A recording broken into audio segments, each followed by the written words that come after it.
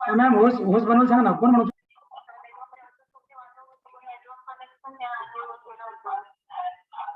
तर मग काय करता आता, बनव ना लवकर मग.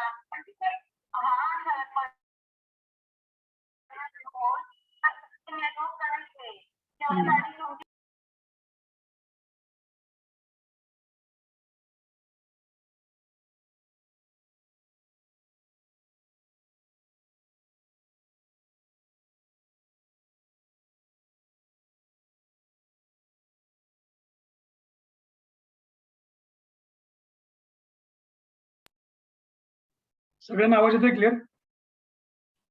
हो सर. ओके. अजून मला होस्ट त्यांनी बनवले नाही म्हणून स्क्रीन आपल्याला शेअर नाही करता येणार. सो जसे होस्ट निलेश वाघमारे म्हणून आहेत होस्ट. कोण आहे निलेश? बरं, तिथे बघा होस्ट, मेक होस्टचा ऑप्शन आहे तुमच्या डाव्या साईडला, राईट साईडला बघा. तुम्ही मोबाईलवर जर असणार तर तुम्हाला तिथे खाली चॅटचा ऑप्शन आहे, चॅट ओपन करा. आणि तुम्ही लॅपटॉप जर असाल ऑप्शन आहे तिथं मोर म्हणून ऑप्शन आहे, त्याच्यावर क्लिक करा. तिथून मला होस्ट तुम्हाला बनवता येईल.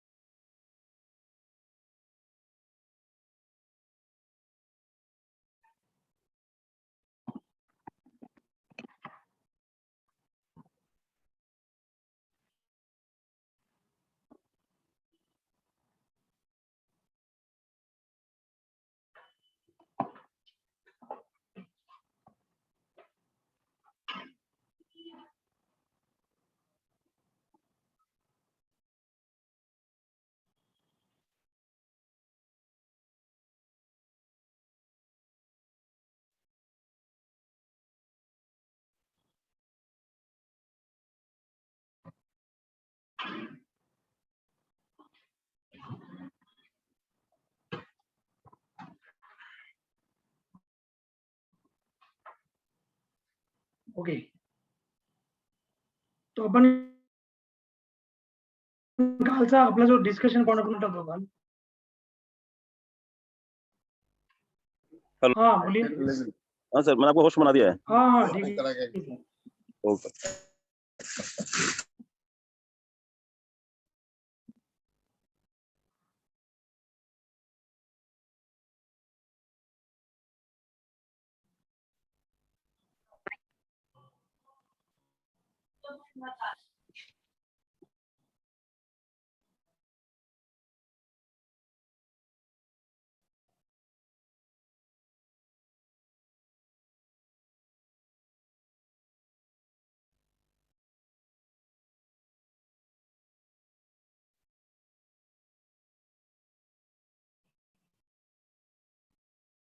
होतो आपण काल, आपण बरंच डिस्कस केलं होतं.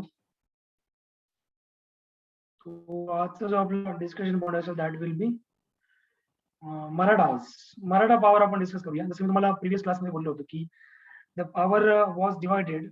ओके, पॉवर कशा प्रकारे डिवाइड झाली होती ते आपण बघितलं होतं. मुघल एम्पायर आपण डिस्कस केलं.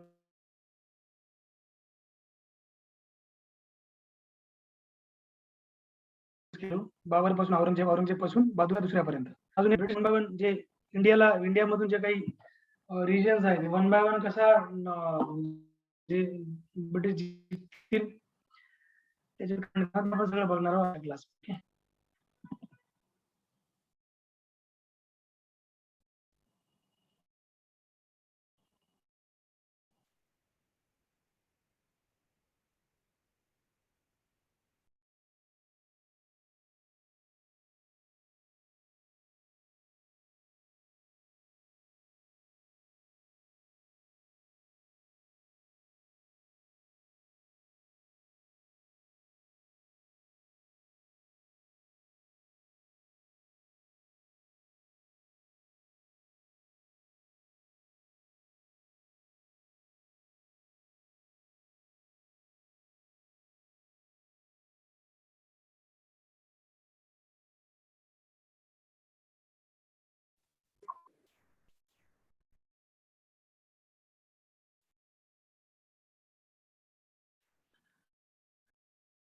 मराठात आपण हा पार्ट डिस्कस करणार आहोत आजच्या क्लासमध्ये. So the Maratha empire was establish by Chhatrapati Shivaji Maharaj. Okay, तो ही आपण त्यांची पूर्ण वंशावळ आपण बघणार आहोत. After the death of Chhatrapati Shivaji son Sambhaji महाराजांची मृत्यू झाल्यानंतर राजारामची पण मृत्यू झाली होती. सो राजारामच्या पण आणि संभाजींच्या पण मृत्यूनंतर ताराबाई कंटिन्यू द रेसिस्टन्स. ठीक आहे, म्हणजे ताराबाईने मराठा साम्राज्याची जी कमान आहे ती सांभाळली होती. ताराबाईने जो शासन चालवलं तो त्यांचा मुलगा होता शिवाजी दुसरा, यांच्या नावाने मराठा साम्राज्य त्यांनी सांभाळलं होतं, Shivaji second. Sambhaji Shahu had been captured at a young age by the Mughals. संभाजींचे जे संभाजी सन शाहू जे होते संभाजींचे son had been captured at a young age. Young age release by Bahadur Shah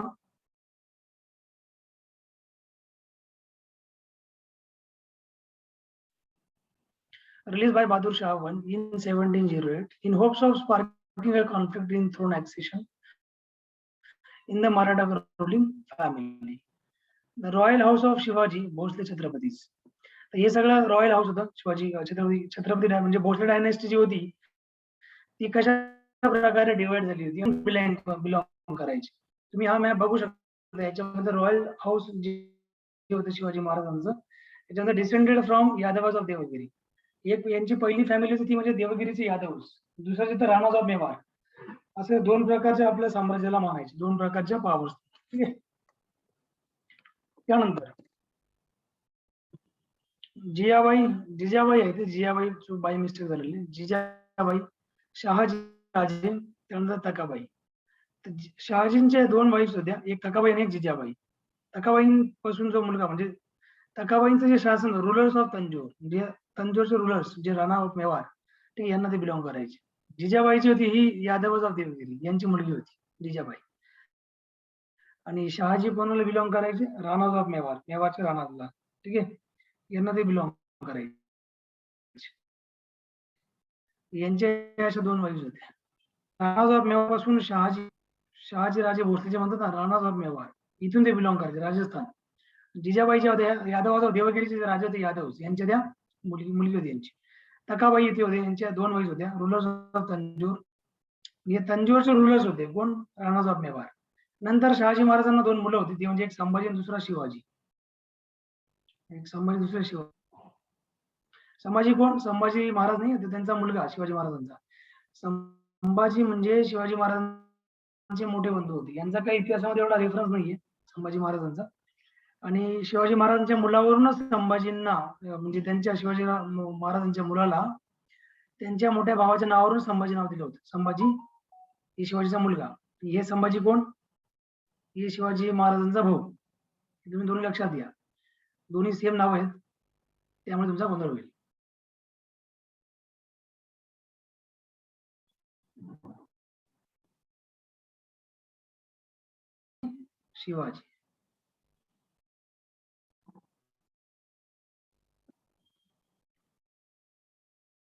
Shivaji died in 1680.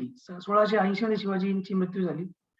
त्यानंतर मग दोन फॅमिलीमध्ये डिवाइड झाले, ते एक येसुबाई आणि एक Sambhaji one, died 1688.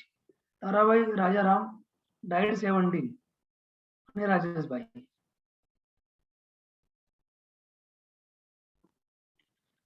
Shahuji died 1749. Shivaji Rajaram Shahu या प्रकारे. बघा अशा प्रकारे हा जो चार्ट आहे यांचा फॅमिलीचा चार्ट आहे. ठीक आहे, ते आपण पुढे बघूया. The Maratha at the death of Chhatrapati Shivaji Maharaj. तर 1680 मध्ये छत्रपती शिवाजी महाराजांची डेथ झाली आणि त्यांच्यानंतर त्यांचा मुलगा जो होती संभाजीची होती, संभाजीने राजाराम, दोन मुलं होते त्यांचे.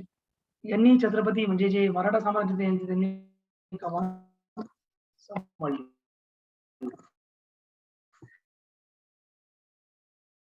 बघा हा मॅप जो तुम्हाला दिसतोय समोर on screen, Cambay, Narmada, Satpura range, Berar, Balaghat. ठीक आहे, त्यानंतर सुरत, बागलान आहे. ठीक आहे, त्यानंतर इथे बुरहानपूर, नागपूर, खंभात, सालेर, नंतर चंदूर, खानदेश, चंदा, कोकण, गोलकोंडा, हा जेवढा एरिया होता बिजापूरचा एरिया, हा सगळा म्हणजे हे जेवढं तुम्हाला मॅप मध्ये दिसतंय भिवंडी वगैरे वगैरे बरेचसे अहमदनगर, औरंगाबाद, खानदेश, हा इथं सगळं त्यांचं साम्राज्य होतं मराठा जे साम्राज्य होतं, जे मराठा म्हणजे महाराष्ट्र त्यावेळेचा, ठीक आहे, आत्ताचा महाराष्ट्र त्यावेळेचा मराठा रिजन, इथपर्यंत यांनी सगळे असे कमांड सांभाळली होती ऑलमोस्ट, ठीक आहे.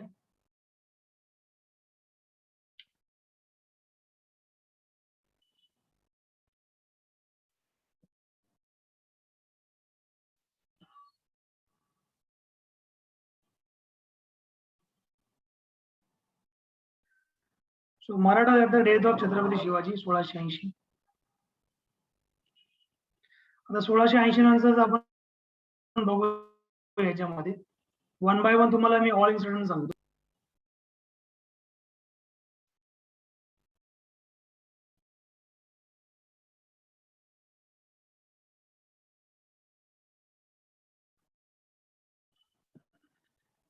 सो इथे तुम्ही बघू शकता द मराठा रिजन,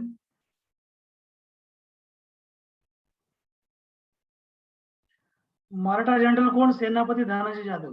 आता बघा महत्वाची गोष्ट अशी की तुम्हाला आपला हा जो इतिहास आहे यानंतरची घडामोडी तुम्हाला समजणं गरजेचं आहे. तुम्हाला मागच्या पेजवर घेऊन जातो.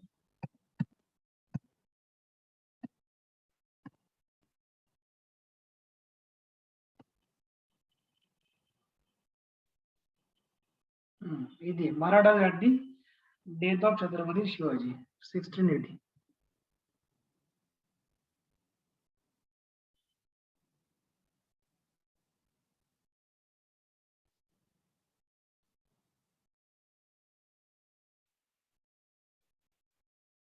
ठीक आहे, डेज ऑफ 1680 1680.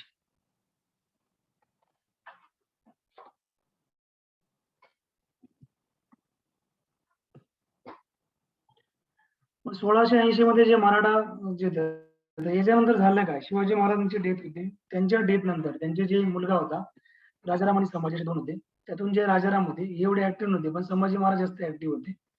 तर मग त्यांनी कमान सांभाळली मराठा रिजनची, पण त्यांना पण 1680 नंतर, ठीक आहे, म्हणजे 1689 ला 1689 पर्यंत त्यांनी जवळपास औरंगजेबला जे आहे धूळ चाटवली होती संभाजी महाराजांनी. नंतर 1689 ला त्यांना पकडून घेतलं, औरंगजेबने मारून टाकलं होतं, ठीक आहे. संभाजी महाराजांची डेथ झाली, डेथ झाल्यानंतर संभाजी महाराजांचा एक मुलगा होता, त्यांचं नाव होतं शाहू महाराज.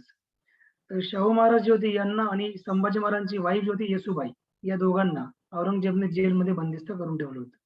जसं मी तुम्हाला मागच्या क्लासमध्ये सांगितलं होतं की जेव्हा औरंगजेबचा मुलगा बहादूरशाह पहिला हा जेव्हा मुघल सम्राट बनला तेव्हा याने पहिले शाहू महाराजांना जेलमधून बाहेर काढलं होतं, त्यांच्या आईलाही बाहेर काढलं होतं, ठीक आहे. मग जेव्हा आईला बाहेर काढलं तेव्हा मग संभाजी महाराजांचा मुलगा जो होता शाहू महाराज जे 1707 ला बाहेर निघाले after the death of Aurangzeb, तेव्हा ते त्यांचा आपल्या गादीचा अधिकार मागण्यासाठी ते गेले होते कोल्हापूर साताऱ्याला, ठीक आहे. मग तिथे कोल्हापूरला जाऊन ते ताराबाईंना भेटले, त्यांना सांगितलं की मला पण हे साम्राज्य आमचं पण आहे, आम्हाला यांचा अर्धा वाटा पाहिजे. परंतु ताराबाईंनी काय केलं, ताराबाईंनी त्यांच्यावर आरोप लावले की तुम्ही मुघल एजंट आहात, तुम्हाला मुघलांनी यासाठी सोडलं की तुम्ही इथे येऊन आमच्याशी भांडणं करावे आणि राईट मागावे बिनकामाचे, तुम्ही तर मुघल एजंट आहात, तुमचा संबंधच काय इथे येऊन आम्हाला असं अशा प्रकारे राईट्स मागण्याचा अधिकार काय, ठीक आहे. या सगळ्या गोष्टी ज्या होत्या या घडल्या, ठीक आहे.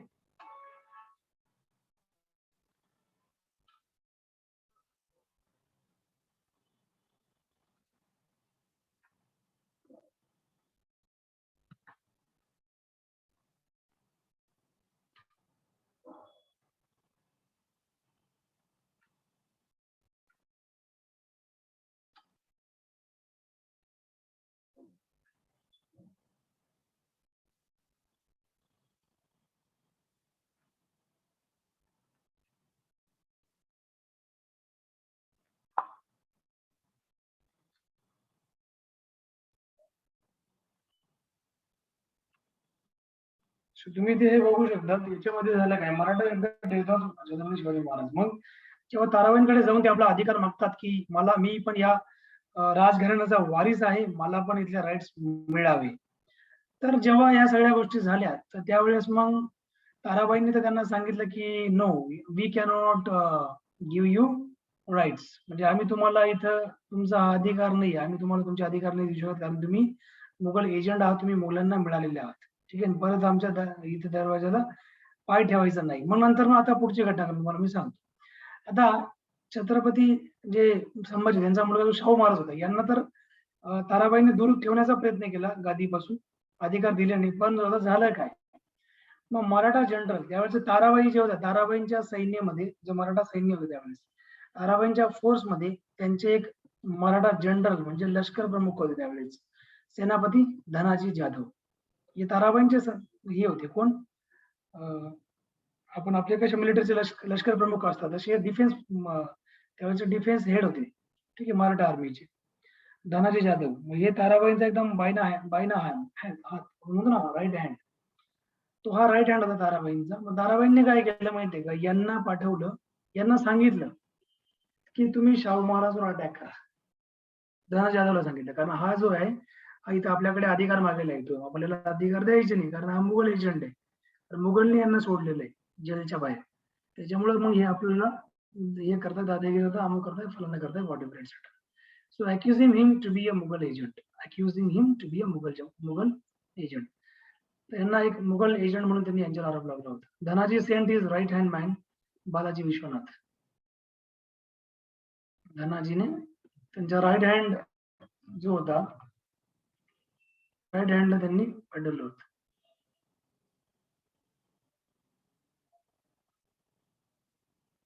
आणि धनाजींचा राईट हँड कोण, बालाजी विश्वनाथ.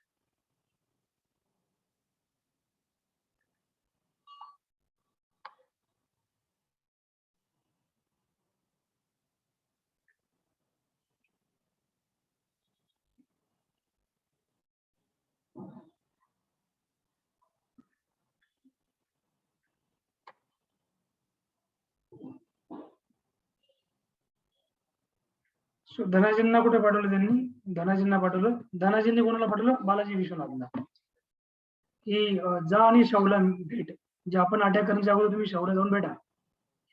मग शाहू महाराजांना जाऊन भेटण्यासाठी यासाठी भेटायला पाठवतो की नक्की हा मुघल एजंटच आहे का, कारण शाहू महाराजांवर अटॅक करणं म्हणजे संभाजी महाराजांवर इंडिरेक्टली अटॅक करणं आहे. ठीक आहे, त्यांचे जे वारीस आहे, त्यांचा जो मुलगा आहे, तर आपण एक मराठा सरदारावर कसा आपण अटॅक करू शकतो. ताराबाईने जरी सांगितलं, ताराबाईच्या मनात वेगळं काहीतरी चालू होतं. ताराबाईचं असं होतं की म्हणजे प्रकारे ताराबाईला असं कुठेतरी वाटत होतं की आता आपलं साम्राज्य आहे ते डिवाइड होऊन जाईल, म्हणजे पॉवर ती राहणार नाही, ती याच्याकडे जर गेली तर मग आपला जो मुलगा आहे शिवाजी दुसरा, राजारामचा मुलगा, ताराबाई कोण, राजारामची बायको, तर यांना कुठेतरी ते इनसेक्युर वाटायला लागलं होतं. म्हणून मग हा बदला घेण्याचा प्रयत्न करत होते. म्हणून मग धनाजींनी थोडा विचार केला की आपण पाठवायला नको, ठीक आहे, डिरेक्टली सैन्य डायरेक्ट अटॅक करणं चुकीचं. शाहू महाराज ते एकटे आहेत, मग त्याच्यामुळं आपण हे सगळे गोष्टी जाणून घेतलं गरजेचं आहे अटॅक करण्याच्या अगोदर, त्यांची कंडिशन काय नक्की, का ते म्हणजे ते एकटे पडलेले आहेत, त्यामुळे आपण त्यांना सपोर्ट करण्याचं इंटेन्शन होतं धनाजींचं. धनाजींना फक्त रिअलिटी जाणून घ्यायची होती, मग नंतर ते सपोर्ट करणार होते. म्हणून बालाजी विश्वनाथ जो होता त्यांचा एक राईट हँड बालाजी विश्वनाथ, कोणाचा, धनाजींचा, टू मीट, कोणाला भेटण्यासाठी, शाहू महाराजांना, in secret and verify his companion, की त्यांना जाऊन भेटा आणि त्यांना तुम्ही साथ द्या, सपोर्ट करा. ठीक आहे, नक्की रिअल सिच्युएशन काय जाणून घ्या त्यांच्याकडून, त्या प्रकारे.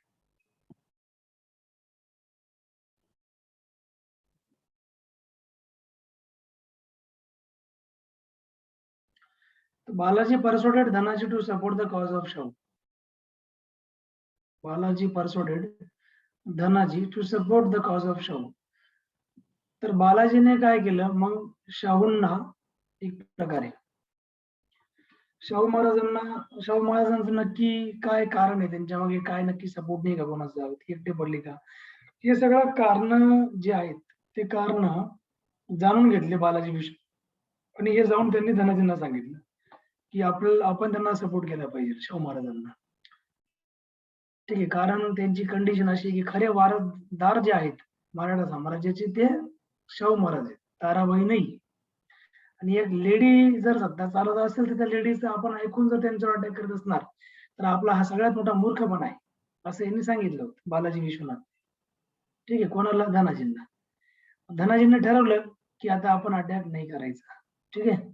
आता आपण शाहू महाराजांना त्यांचा अधिकार आपण त्यांना मिळवून देणार, की आपण त्यांना एक मिळवून देणार की हेच खरे वारस आहे मराठा डायनेस्टीची, घराण्याची. ठीक आहे. म्हणून आणि खरे राजे जे जे किंग बनतील, राजे बनतील, महाराज बनतील तेच बनतील. त्या प्रकारे शाहू महाराज. म्हणून इन्स्टेड ऑफ अटॅकिंग शाहूवर त्यांनी अटॅक न करता धनाजींना डिक्लेअर करून टाकलं की आपण त्यांना सिंहासनाचा खरा अधिकार आपण मिळवून देऊ, जो अधिकार संभाजी महाराजांकडे होता. आणि ह्या गोष्टी नंतर झाल्याच. नंतर त्यांनी बालाजी विश्वनाथला गाईड केलं. कोणी सांगितलं, कोणी आपले जे धनाजी जाधव होते यांनी सांगितलं की तुम्ही आता त्यांच्यासोबत राहा, त्यांना सपोर्ट करा, त्यांना त्यांचे अधिकार मिळवून द्या. 1711 मध्ये धनाजींची मृत्यू झाली आणि त्यांचा जो मुलगा होता चंद्रसेन याने ताराबाईंसोबत एक डिफेक्ट केला out of jealousy for Balaji's growing power. आता बालाजी कोण? धनाजींचा राईट हँड. चंद्रसेन कोण? धनाजींचा मुलगा. आता धनाजींच्या मृत्यूनंतर पॉवर कोणाची वाढत होती? बालाजी विश्वनाथची. बालाजी विश्वनाथची जी वाढती पॉवर होती, या वाढती पॉवरच्या जेलसी अनुषंगाने जे चंद्रसेन होते, चंद्रसेनने ताराबाई सोबत एक प्रकारे म्हणू शकतात की डिफेक्ट केला होता, धोकाधडी केली होती. कारण बालाजी विश्वनाथ कोणाकडे होता? ताराबाईंचा सेनापती होता नंतर. ठीक आहे. मग या फॅक्टरला काउंटर करण्यासाठी शाहू मेड बालाजी सेनाकर्ते और ऑर्गनायझर ऑफ मराठा आर्मीज. बघू शकता बघा. डिफेक्ट कोणासोबत केलं? डिफेक्ट म्हणजे काय की ताराबाईंसोबत हा मिळला चंद्रसेन आणि बालाजी विश्वनाथ कोणाला सपोर्ट करत होता? शाहू महाराजांना. ठीक आहे. मग हे यांना सहन नाही झालं चंद्रसेनला. म्हणून मग शाहू महाराजांना जेव्हा ही गोष्ट कळाली की असं असं करतोय, तर मग याने बालाजी विश्वनाथला सेनाकर्ते नावाचा टायटल देऊन टाकला. सेनाकर्ते म्हणजे काय? आता तुम्ही मराठा आर्मीचे खरे सेनापती. ठीक आहे. डायरेक्ट कोण असणार आहे? बालाजी विश्वनाथ. बालाजी विश्वनाथ कोण? बालाजी पेशवा जो आहे ना, बालाजी बाजीराव. बालाजी बाजीराव नाही, बाजीराव. बाजीराव कोण? मस्तनीवाला. बाजीराव मस्तनी मूवी आहे बघा, तो बाजीराव. त्यांचे वडील बालाजी विश्वनाथ. बालाजी विश्वनाथ हे ब्राह्मण होते, पेशवा होते ते. ठीक आहे. तर मग 1712 मध्ये 1712 मध्ये बालाजीने conspired and depose Tarabai and नरसर Shivaji two from the throne of Kolhapur. तर बालाजी विश्वनाथने कॉन्स्पिरसी केली ताराबाई सोबत आणि त्यांना सिंहासन होतं, कोल्हापूरची गादी होती, तिथून त्यांनी दूर केलं ताराबाईला, त्यांचा मुलगा शिवाजी दुसऱ्याला. परंतु हे कुठेतरी चुकीचं वाटलं शाहू महाराजांना की आपली चुलती आहे आणि त्यांना आपण असं दूर करणं बरोबर नाहीये. ठीक आहे. जरी त्यांनी आपल्या अगेन्स्ट सैन्य पाठवलं, आपल्याला मारण्याचा प्रयत्न केला, माझा तो चुलत भाऊ पण आहे असंही त्यांना म्हणजे एक फिलिंग होती. ठीक आहे. पण ताराबाईंना ते फिलिंग नव्हती की तो आपला पुतण्या आहे का काय, व्हॉट एव्हर. कोण? शाहू महाराज. पण तरी पण शाहू महाराजांनी निर्णय घेतला की आपले काका राजाराम यांच्या त्या म्हणजे व्हिडिओ आहेत, जस्ट अ मोमेंट. हा, ओपन करा.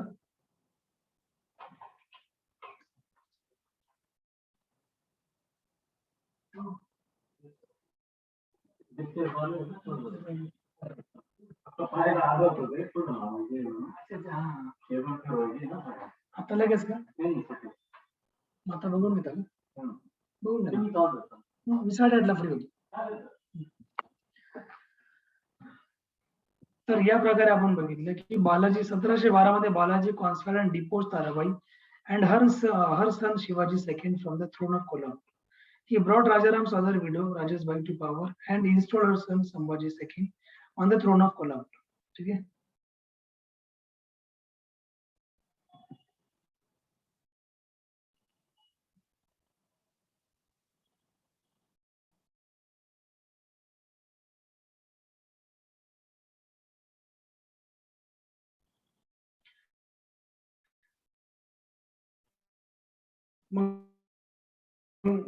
जे राजारामची दुसरी व्हिडिओ बाई सेकंड वाईफ होत्या राजेशबाई आणि संभाजी दुसरा यांना त्यांनी कोल्हापूरच्या गादीवर बसवलं होतं. ठीक आहे. नावासाठी होतं. Kolhapur branch of the Bhosale dynasty broad under the subordination and protection of Shahu Maharaj. Kolhapur जे होतं, कोल्हापूर एक ब्रांच होतं भोसले डायनेस्टी. भोसले डायनेस्टीची एक ब्रांच होती आणि ती आता त्यांनी शाहू महाराजांच्या प्रोटेक्शनच्या अंडर आणली होती. त्यानंतर अंगारिया नावाची एक क्लॅन होती. त्यांनी काही वॉरशिप तयार केल्या होत्या. कोलाबा मुंबई जवळ. या ज्या वॉरशिप होत्या, या वॉरशिपचा एक मेन इंटेन्शन होतं की अंगारिया नावाची clan, Angria clan maintain a fleet of warships. यांनी वॉरशिप तयार केल्या, युद्धनौका तयार केल्या होत्या कोलाबाला आणि त्यांनी मराठा सोबत एक प्रकारे दोस्ती केली होती. आणि अंगारिया क्लॅन जी होती ना, यांनी ताराबाईंनी यांना आपल्या बाजूने घेण्याचा प्रयत्न केला होता आणि शाहू महाराजांवर अटॅक करायला त्यांनी सांगितलं होतं अंगारिया क्लॅनवाल्यांना, कोणी ताराबाईंनी. So their ships a threat to the Portuguese bases at Goa, Bassein, Daman and also the English. आणि यांचे जे वॉरशिप होते या ऑलरेडी एक प्रकारे धोका होता कोणासाठी, पोर्तुगीजांसाठी, कारण पोर्तुगीजांचा बेस कुठे गोवाला होता. बसेन, दमन अँड ऑल्सो द इंग्लिश. आणि इंग्लिश जे होते ना ब्रिटिश, त्यांना पण त्यांच्या जहाजांमध्ये धोका होता, काउंटर अटॅक होता. त्यानंतर ताराबाईने मग जो अंगारिया क्लॅनचा जो कान्होजी अंगारी जो होता, अंगारिया क्लॅनचा हेड होता, मुखिया होता, याच्यासोबत त्यांनी म्हणजे एक प्रकारे ते अटॅच होऊन गेले एकमेकांना. ठीक आहे, ताराबाई आणि कोण, कान्होजी. आणि यांनी शाहू महाराजांच्या आगेच बंड पुकारला होता. आणि नंतर मग सातारा जी होती, सातारा ही शाहू महाराजांची राजधानी होती. साताराकडे त्यांनी कूच केली. मला या दोघांनी सैन्य आपसामध्ये मिळवलं होतं, अटॅच केलं होतं. ठीक आहे. मग बालाजी विश्वनाथ जो होता, ऑलरेडी खूप खतरनाक होता बालाजी विश्वनाथ. याने लगेच आंग्रे जो होता कान्होजी आंग्रे याला जाऊन भेटला आणि त्याला मॅनेज करण्याचा प्रयत्न केला की तू कोणावर अटॅक करतोय. ठीक आहे, तू एक मराठा, त्यावेळेस मराठा म्हणजे की महाराष्ट्राचा, तू एक मराठा आहेस आणि मराठा पॅट्रिओटिझम नावाची गोष्ट तुझ्यामध्ये नाही का, तू त्या ताराबाईच्या नादी लागून तू शाहू महाराजांवर अटॅक करायला निघालास, तुला थोडी लाज तरी वाटली पाहिजे, तू कोणावर अटॅक करतोयस. ठीक आहे, संभाजी महाराजांचा मुलगा आहे, वारस आहे ते मराठा डायनेस्टीची. ठीक आहे, आणि कन्व्हिन्स हिम टू बिकम शाहूज ॲडमायरल. आणि त्याला सांगितलं की तू शाहू महाराजांचा काय बन, ॲडमायरल बन. ठीक आहे, त्या ताराबाईच्या नादी लागून पागल नको. तर असं यांनी बालाजी विश्वनाथ यांना सांगितलं होतं. बालाजी खूप शातीर दिमागाचे होते. ठीक आहे, बालाजी विश्वनाथ. म्हणून they combine forces to defeat the Muslim Siddis of Janjira मधून जे काही मुस्लिम सिद्धीज आहे ना, सिद्धीज, यांना त्यांना डिफीट करण्याचा, they combine forces to defeat the Muslim Siddis of Janjira. जंजिराचे जे हे होते, combine forces to defeat the Muslim Siddis of Janjira, यांना त्यांनी हरवण्याचा प्रयत्न केला. Marathas captured most of the Konkan coast. मराठाने बराचसा जो कोकण कोस्ट होता, हा मराठांनी काय केला, एक प्रकारे कॅप्चर्ड केला होता, most of the Konkan coast. As a result 1713 मध्ये following this success Balaji Vishwanath appointed Peshwa by Shahu. 1713 मध्ये following this success Balaji Vishwanath appointed Peshwa by Shahu. तर बालाजी विश्वनाथ जे आहेत यांना पेशवा बनवलं, म्हणजे पेशवा नावाची पद्धती दिली होती शाहू महाराजांनी 1713 मध्ये. पेशवा म्हणजे प्रधान, पेशवा म्हणजे काय, प्रधानमंत्री. हे पद शाहू महाराजांनी देऊन टाकलं बालाजी विश्वनाथला. तर बघा, आंग्रे क्लॅन, मराठा जे शाहू महाराजांच्या अंडरची मराठा डायनेस्टी होती, एकत्र येऊन यांनी कोकणचा कोस्ट जिंकून घेतला होता. ठीक आहे.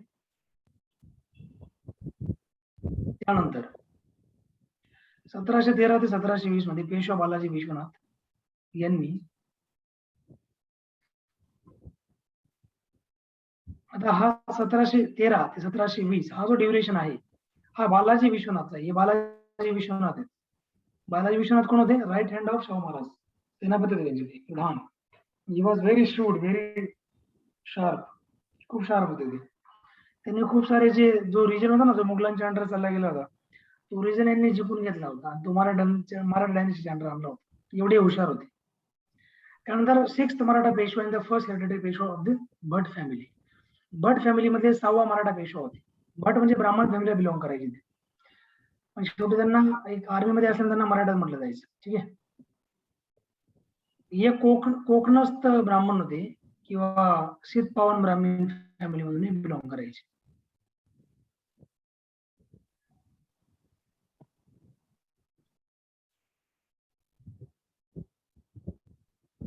(1718) Balaji negotiated the Mughal Maratha treaty with the Sayyid brothers.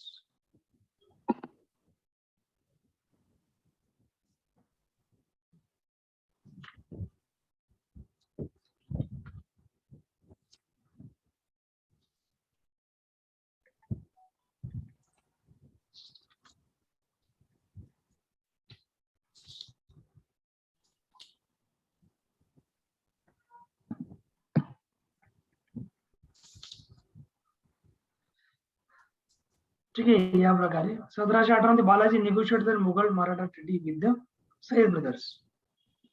ठीक आहे. यांनी सय्यद ब्रदर्स सोबत जो मराठा ट्रीटी होता तो यांनी निगोशिएट केला होता.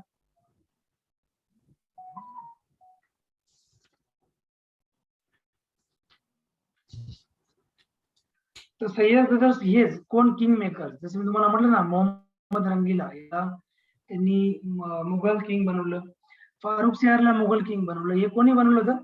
हे बनवलं होतं सय्यद ब्रदर्सने. सय्यद ब्रदर्स सोबत बालाजी विश्वनाथचे चांगले रिलेशन्स होते आणि सय्यद ब्रदर्स मराठा डायनेस्टीला मानायचा पण. ठीक आहे, असं नाही की मानत नव्हता. 1718 ची गोष्ट आहे. मुघल्स टू पे चौथ. आता एक त्यांनी असा करार केला सय्यद ब्रदर्स सोबत. करार असा होता की करारानुसार असं होतं,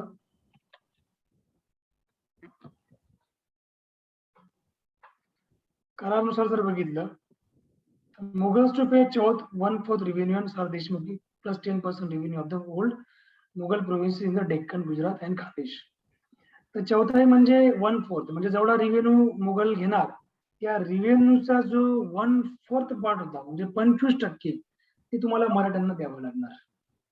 कुठल्या प्रोव्हिन्सचा? डेक्कन प्रोव्हिन्स, गुजरात आणि खानदेश प्रोव्हिन्स मधला फक्त. आणि 10% त्याच्यावर सार देशमुखी आम्ही लावणार, म्हणजे जीएसटी लावणार.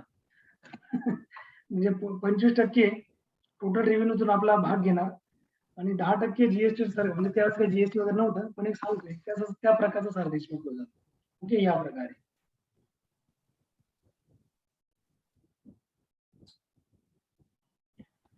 त्यानंतर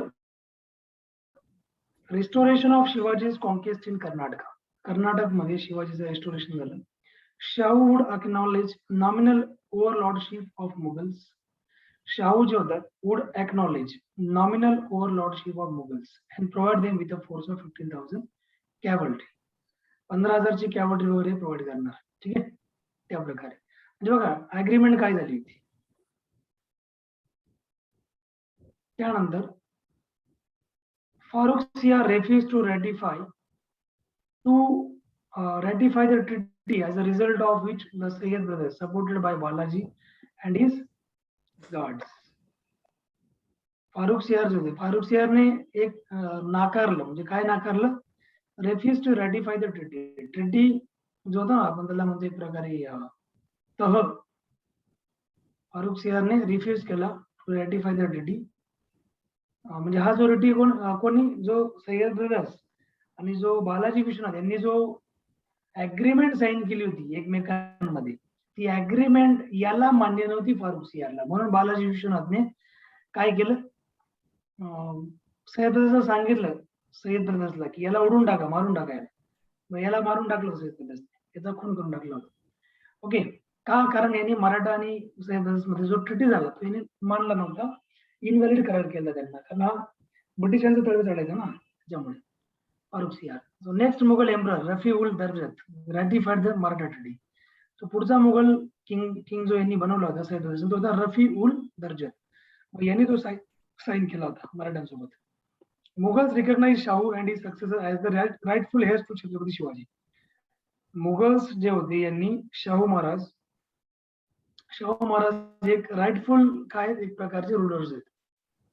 Mughals recognized Shah and his successors as the rightful heirs to Chhatrapati Shivaji. Rightful heirs मानलं होते यांना. The Mughals became a puppet government of Marathas in Deccan. Deccan मध्ये मुघल जे होते, मुघल्स became त्यांचं puppet government बनवलं होतं त्यांनी. म्हणजे मुघल जे होते ते मराठ्यांचं ऐकायचं. जसं बालाजी विश्वनाथ बोलणार तसंच. बालाजी विश्वनाथची नंतर डेथ झाली 1720 मध्ये. आणि 1720 नंतर बालाजी विश्वनाथचा जो मुलगा होता बाजीराव, मस्तनीवाला बाजीराव, हा पण एक म्हणजे हा तर बालाजी विश्वनाथ पेक्षा ऍडव्हान्स होता. याला सेकंड शिवाजी महाराज म्हणायचे. यांना सेकंड शिवाजी म्हणजे बाजीराव. कारण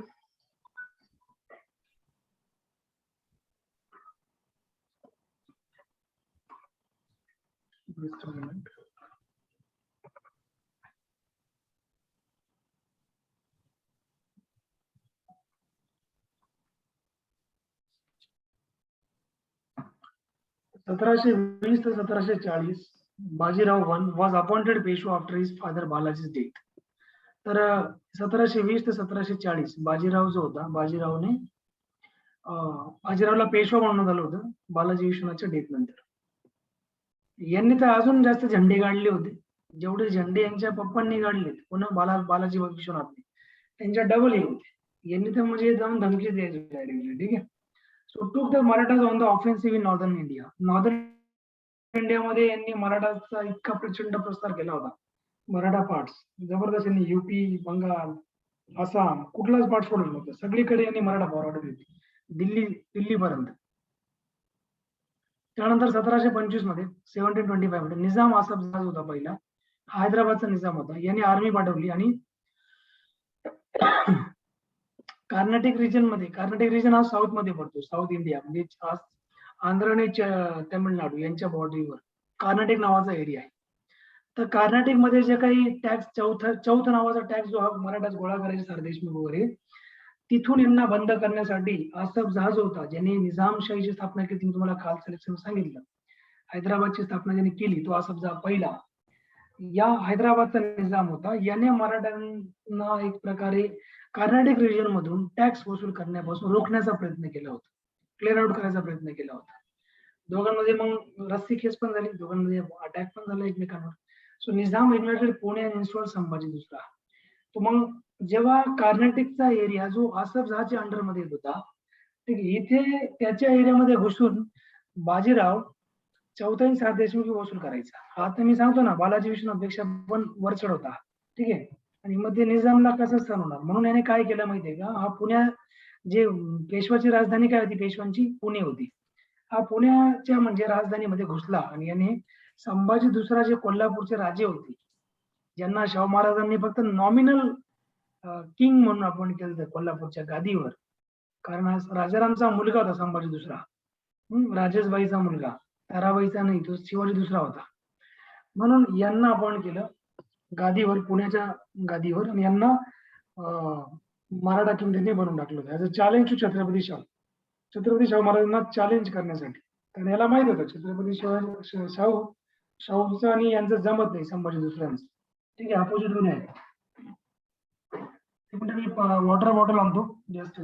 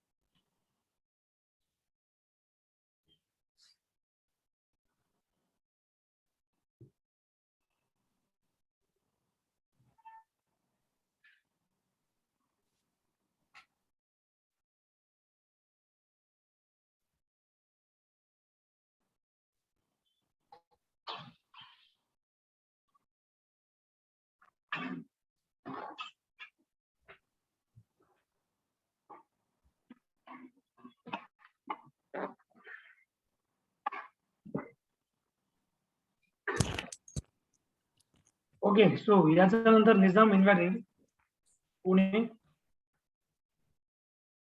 पुण्यामध्ये यांनी इन्स्टॉल केलं होतं. त्यानंतर Nizam plundered Loni, Pargaon, Patas, Supa, Baramati using his artillery. मग याने आपल्या आर्टिलरीचा तोफांचा यूज करून याने लोणी लुटलं, याने परगान लुटलं, पतास लुटलं, सुपा, बारामती हे सगळे बाजीरावच्या म्हणजे मराठ्यांच्या अंडरचा पार्ट होता. याने लुटायला सुरुवात केली. कारण कर्नाटक कोण लुटत होता, बाजीराव लुटत होता. बाजीरावला खबर लागली, बाजीरावने याच्या बेत बघण्यासाठी मग बाजीराव मागे फिरला होता निजामचा. ठीक आहे. मग Bajirao began retaliatory guerrilla attack on the Nizam new territories. निजामचे जे नवीन एरिया होते ना, तिथे एकदम प्रॉस्परस होते इकॉनॉमिकली, तिथे यांनी अटॅक केला होता उलटा, with the help of Malharrao Holkar, Ranoji Shinde, Pawar brothers, याचे सगळे एकत्र केले होते यांनी बाजीरावने. आणि याच्या जे काही नवे टेरिटरीज होते ना, तिथे अटॅक केला, गॅरिला अटॅक केला होता. गॅरिला टॅक्टिक्स फक्त यांनाच जमायच्या, म्हणून यांना दुसरा शिवाजी म्हणायचे बाजीरावला. 1728 मध्ये बॅटल ऑफ पालखेड झालं औरंगाबाद जवळ. मराठा ज्या ट्रूप्स होत्या, मराठा सैन्य, त्या बाजीराव द्वारा त्या लीड केल्या गेल्या. Bajirao first defeated the Nizam Bajirao पहिल्याने निजामला डिफीट केलं मग इथे, ठीक आहे.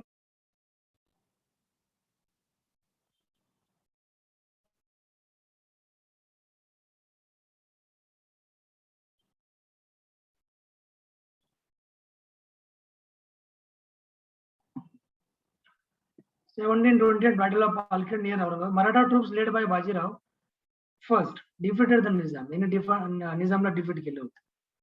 मराठाचे जे सैन्य होते यांनी निजामला डिफीट केलं होते, ठीक आहे. हे तुम्ही लक्षात ठेवा, इट्स व्हेरी इम्पॉर्टंट.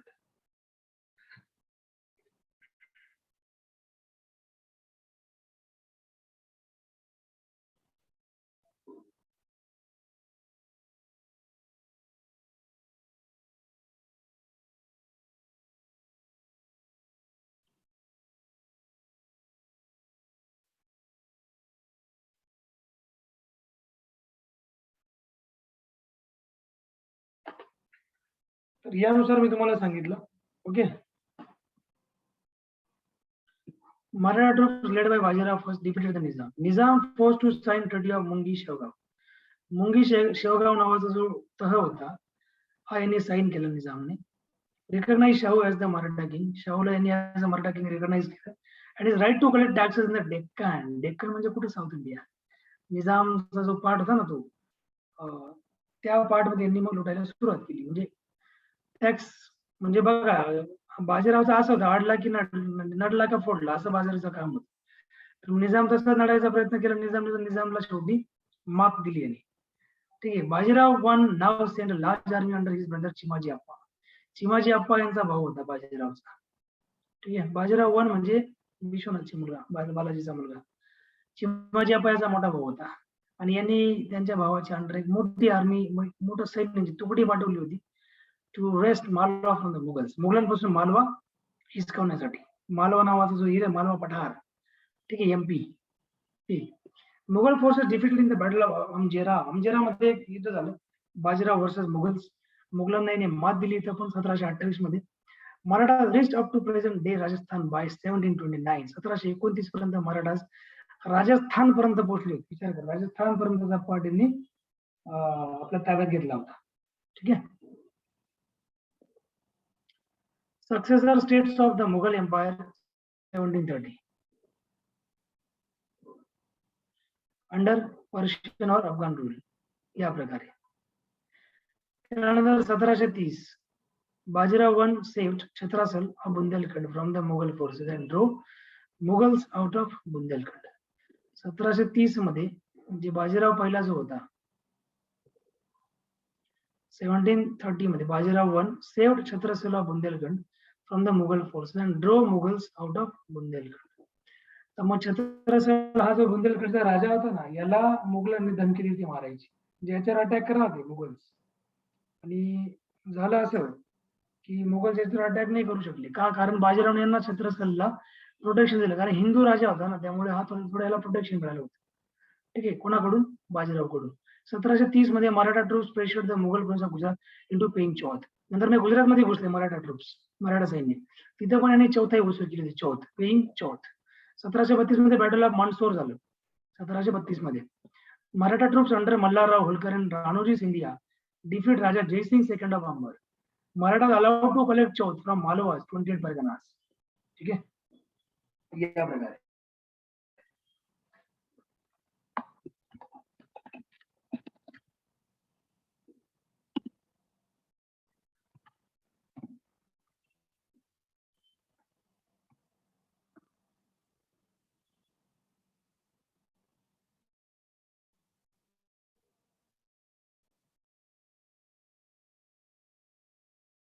या अकॉर्डिंग बघा, 1730 मध्ये Maratha troops pressured Maratha troops under Mansingh second of Amber. Maratha chauth from Malwa 28 pargana. Raja Jaisingh to Jaipur monarchs was appointed governor of Malwa by the Mughal emperor. नंतर successor states of the Mughal empire 1730. India in 1730. The Bhosles of Nagpur gained de facto control over Orissa. Bengal Nawab extended up to Arakan province of Burma. इथपर्यंत यांचं कूच गेली. 1733-1734 मध्ये मराठा आणि सिद्धीचे तर जंजिराचे सिद्धीस ते मुस्लिम यांच्या सोबत एक म्हणजे अटॅक झाला, म्हणजे एकमेकांमध्ये यांचं युद्ध झालं होतं. कोण? बाजीराव वर्सेस सिद्धीज ऑफ जंजिरा यांच्यामध्ये युद्ध झालं होतं. आणि या युद्धामध्ये हे युद्ध जिंकलंय कोणी जिंकलं? ऑब्व्हियसली चिमाजी ट्रुप्स, चिमाजीने जिंकलं होतं. आणि सिद्धीजला त्यांनी जंजिराच्या किनाऱ्यालाच त्यांनी बाउंड्री करून दिली होती की तुम्ही इथंच थांबा, इथून इकडे यायचं नाही. ठीक आहे, अशा प्रकारे. सो गोवलकोट अँड अंजनवेल या प्रकारे.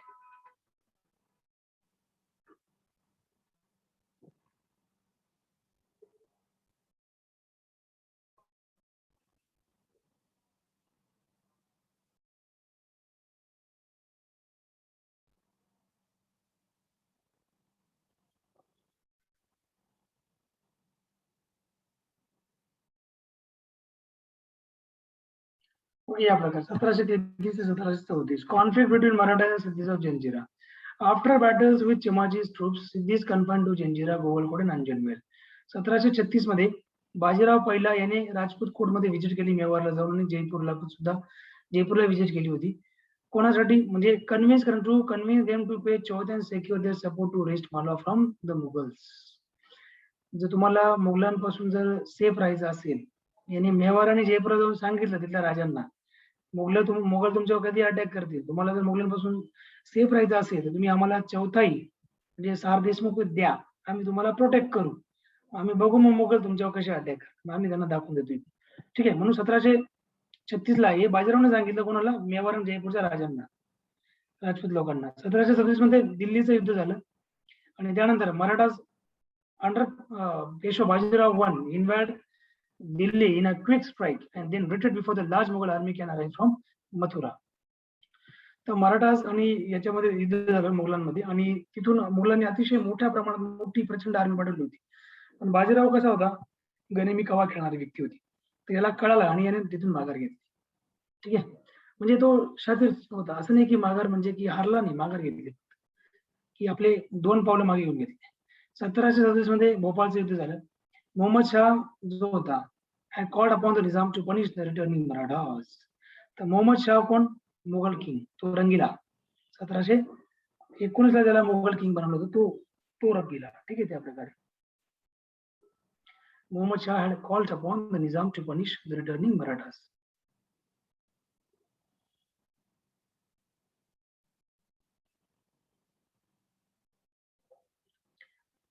सो या प्रकारे. त्यानंतर 1737 मध्ये बॅटल ऑफ भोपाळ झालं. या बॅटल ऑफ भोपाळ मध्ये Mohammed Shah had called upon the Nizam to punish the returning Marathas. So Marathas cut off the river Tapi crossing so that the Nizam's and Nazir Jang could not arrive with support. तर मग मोहम्मद शाह जसंही यांच्यावर attack करणार मराठ्यांवर, तसं मग यांनी थोडीशी शाळा केली बाजीरावने. बाजीरावने काय केलं की तापी नदीचा जो क्रॉसिंग एरिया होता, बॉर्डर, म्हणजे तो पूल जो होता तो डायरेक्ट कट करून टाकला होता. ठीक आहे. म्हणजे हा निजामचा मुलगा होता नसीर जंग, हा पोहोचणार नाही त्यांच्यापर्यंत. कोणाच्या सपोर्टला? मोहम्मद शहाच्या सपोर्टला. मोहम्मद शहाचा काटा मग आम्ही काढतो बरोबर, असं याची चाल होती. बाजीरावच्या ज्या फोर्सेस होत्या या भोपाळमध्ये बेसिस झाल्या, where the Nizam was stationed and cut off all supplies. ठीक आहे. या प्रकारे. त्यानंतर 1738 मध्ये starving without food the Nizam was forced to sign the peace treaty of Doraha. ठीक आहे. दोराचा पीस ट्रीटी यांनी साइन केला. Malwa was ceded to the Marathas, Malwa मराठाला दिले गेलं. Mughals agree to pay the equivalent of 50 lakh in reparations. मुघलांना 50 लाख रुपये मराठ्यांना द्यावा लागले. म्हणजे मुघल तोंडावर पडले, मुघलांना बोलवून निजामने, आणि तोंडावर पडलं निजामने यांना. ठीक आहे. 1739 मध्ये बॅटल ऑफ बसेन झालं. बसेन म्हणजे वसई, आज तेव्हा बसेन म्हणायचे त्याला. मराठासने सालसेट जे आहे ते पोर्तुगीजांपासून जिंकून घेतलं. होते.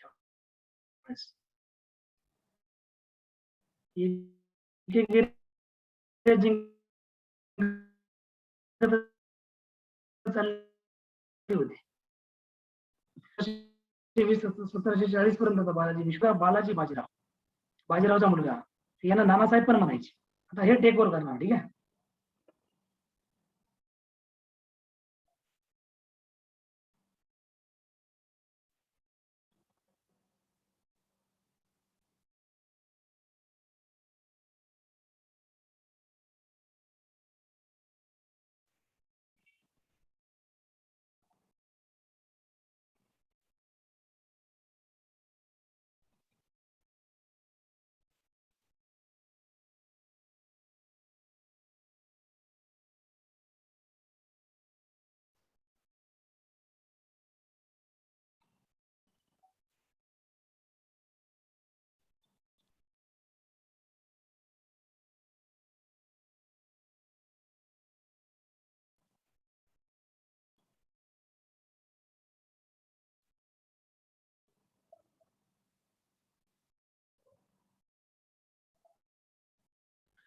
1740 to 1761 Bajirao I was succeeded by his son Balaji Bajirao.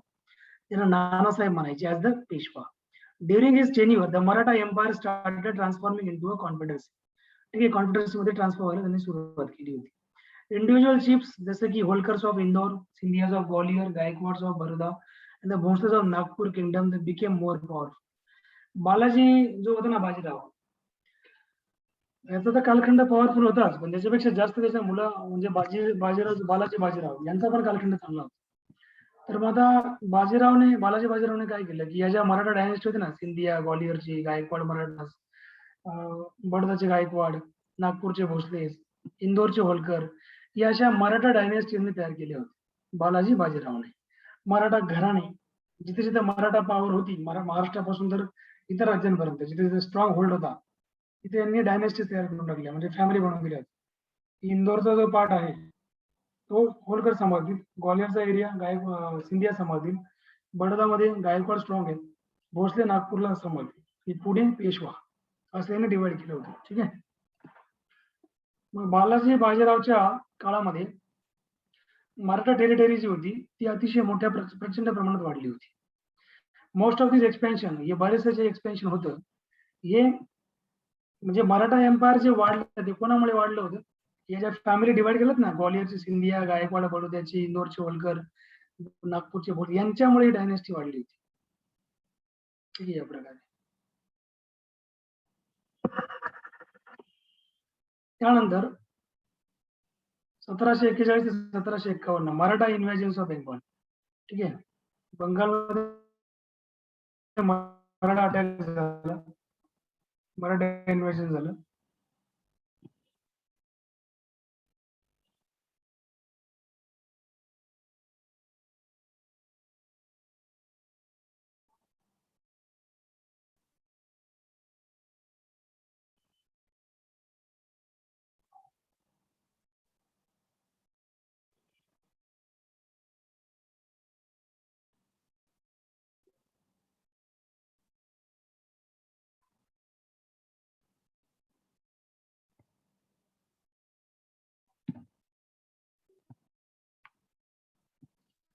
तर 1741-1751 मध्ये मराठा इन्व्हेजन ऑफ बेंगॉल मराठ्यांनी अटॅक केला आणि त्यांच्याकडून त्यांनी वार्षिक जो टॅक्स होता हा यांनी वसूल केला होता यांच्याकडून.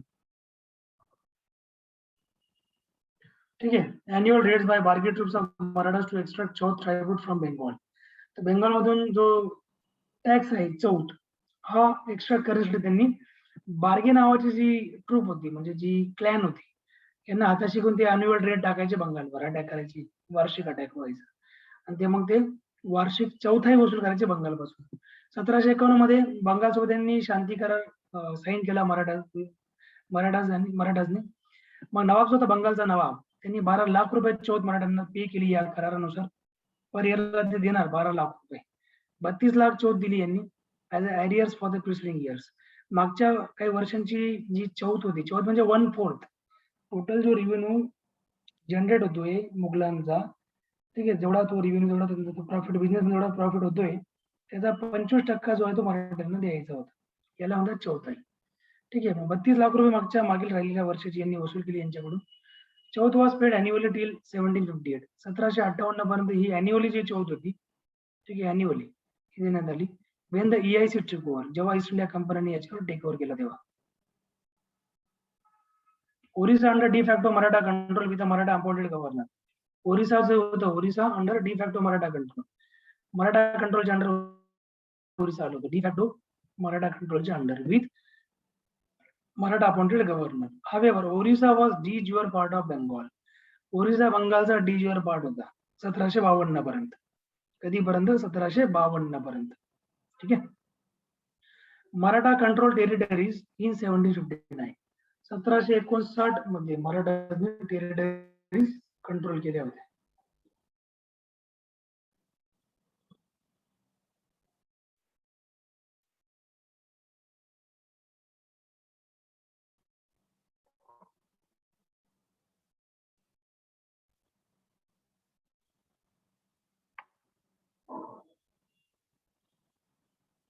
या प्रकारे यांचं झालं. त्यानंतर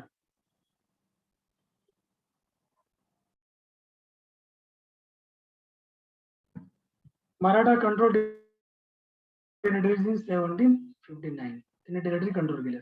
1749 मध्ये Tarabai return after the death of Shahu. Tarabai शाहूंच्या मृत्यूनंतर त्या रिटर्न आल्या परत. शाहू मेल्यानंतर ताराबाई पुन्हा रिटर्न आली आता. शी इज बॅक अगेन. ओके. आणि installed an impostor pretending to be her grandson Rajaram दुसरा as the छत्रपती. त्यांचा नातू होता राजाराम दुसरा, शिवाजी दुसऱ्याचा मुलगा. त्यांनी यांना इन्स्टॉल म्हणजे सिंहासनावर बसवण्याचा त्यांनी प्रयत्न केला की हे खरं वारस आहेत बॉस मराठा डायनेस्टीचे.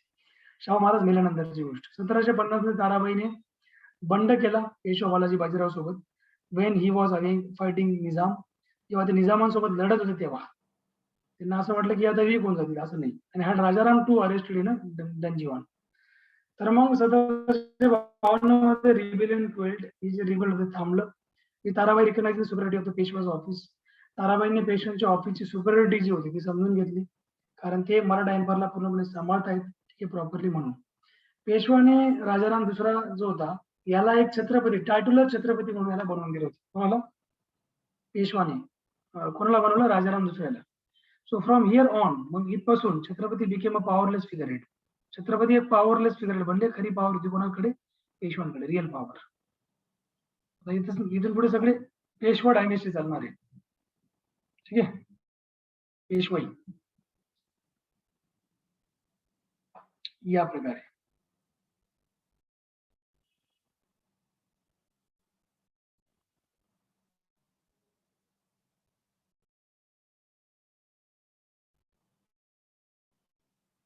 त्यानंतर आता आपण म्हैसूरची स्टोरी घेऊया. आता आपण पेशवा पुढे बघू, बालाजी बाजीरावपर्यंत आपण बघितलं. आता थोडं म्हैसूरची स्टोरी आपण डिस्कस करूया थोडस.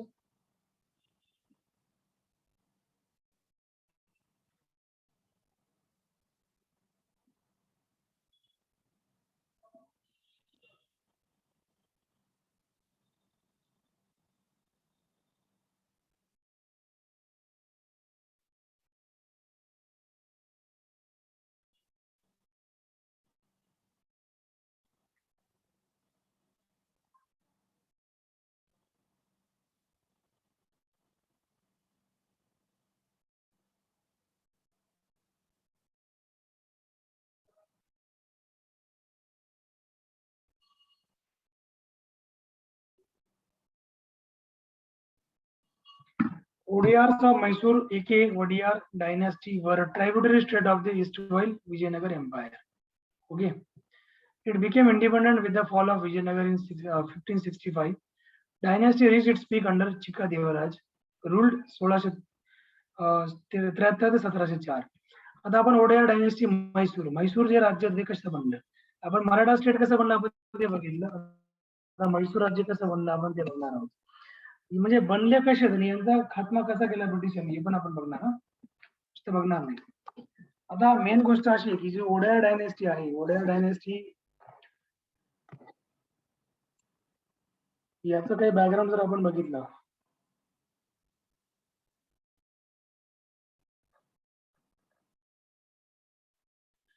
वडयार विजयनगर एम्पायर होतं पहिले कर्नाटकमध्ये.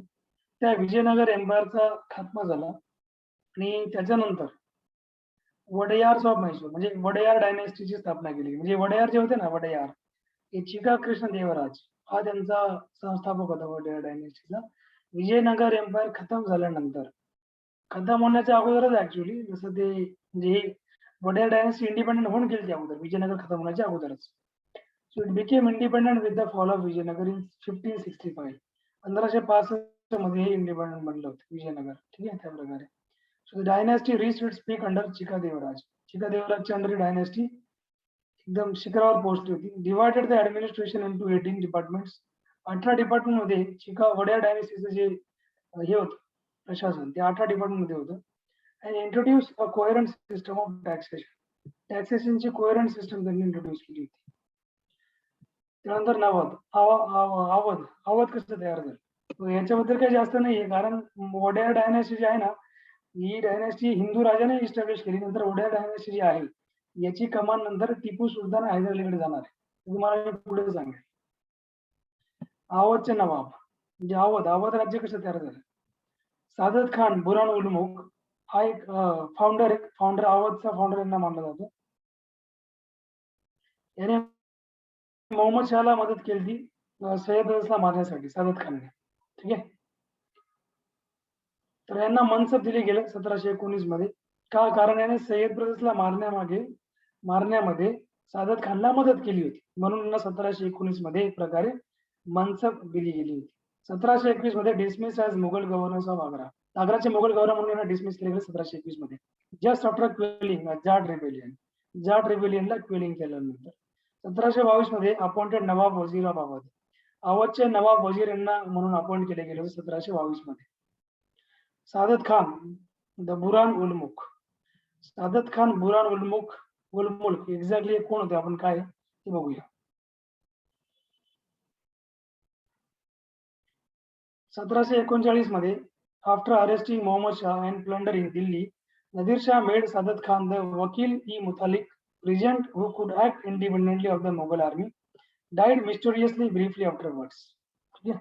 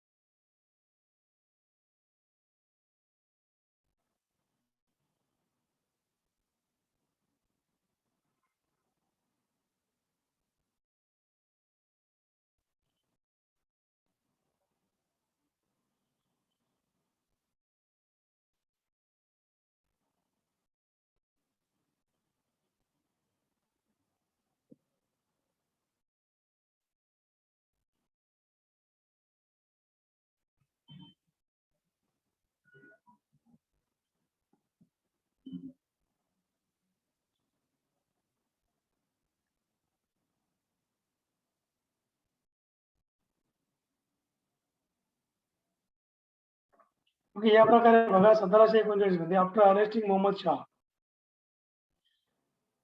शहाला अरेस्ट केल्यानंतर plundering Delhi Nadir Shah made Saadat Khan the vakil मुतालिक.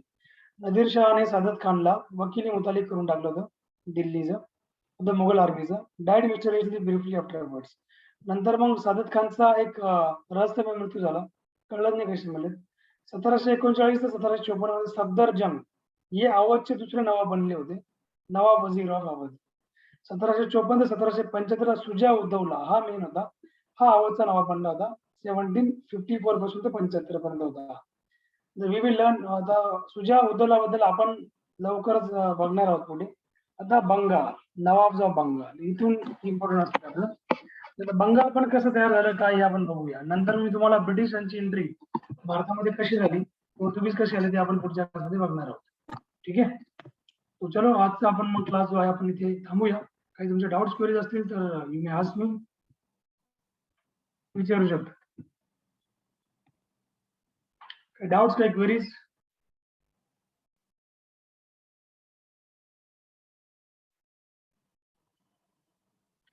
पुढचा पार्ट इंटरेस्टिंग असणार आहे अजून इतिहासाचा. ठीक आहे. This is just beginning.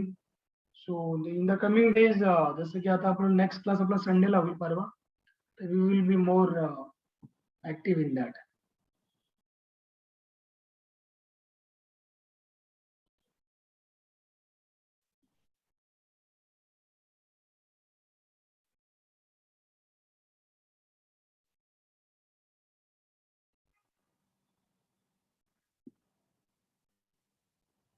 ठीक आहे. तो आजचा आपण क्लास इथे थांबूया.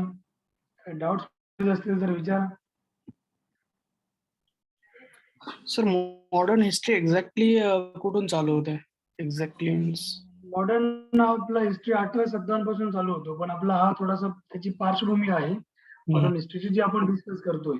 आता जसं आपण ब्रिटिशांनी एक एक जो राज्य ज्या डायनेस्टीज वेगळ्या झाल्या त्या मुघल एम्पायर मधून. ठीक आहे. जसं की बंगाल, मराठाज, त्यानंतर सीख, त्यानंतर अमीर सिंधचे, त्यानंतर मग राजपूत, त्यानंतर निजाम, नंतर म्हैसूरचे किंवा हे हैदर अली वड्या डायनेस्टी. तर या कशा म्हणजे मुघल एम्पायर मधून बाहेर पडल्या होत्या. ठीक आहे. मुघल एम्पायर मधून हे आपण बघणार. हे आपल्याला बघणं म्हणजे हे डिस्कस करणं गरजेचं आहे, बरोबर. मग 1857चा इतिहास आपल्याला तेव्हाच कळणार जेव्हा आपल्याला ही बॅकग्राऊंड कळणार त्या प्रकारे. आता पुढचा जो लेक्चर असेल आपला तो असणार आहे बंगालवरचा. आता मग तुम्हाला एक्झामला विचारतात ना की आता ऍक्च्युअल जो मराठा आपण हिस्ट्री जर बघितला मॉडर्न त्याला म्हणतात 1857 पासून पुढे, पण त्याची पार्श्वभूमी काय ही माहिती पाहिजे. ठीक आहे, समजलं का? हो सर. ओके, अजून काही क्वेरी डाऊट?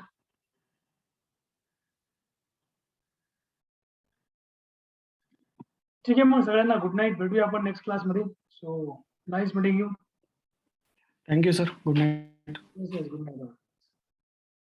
Thank you sir.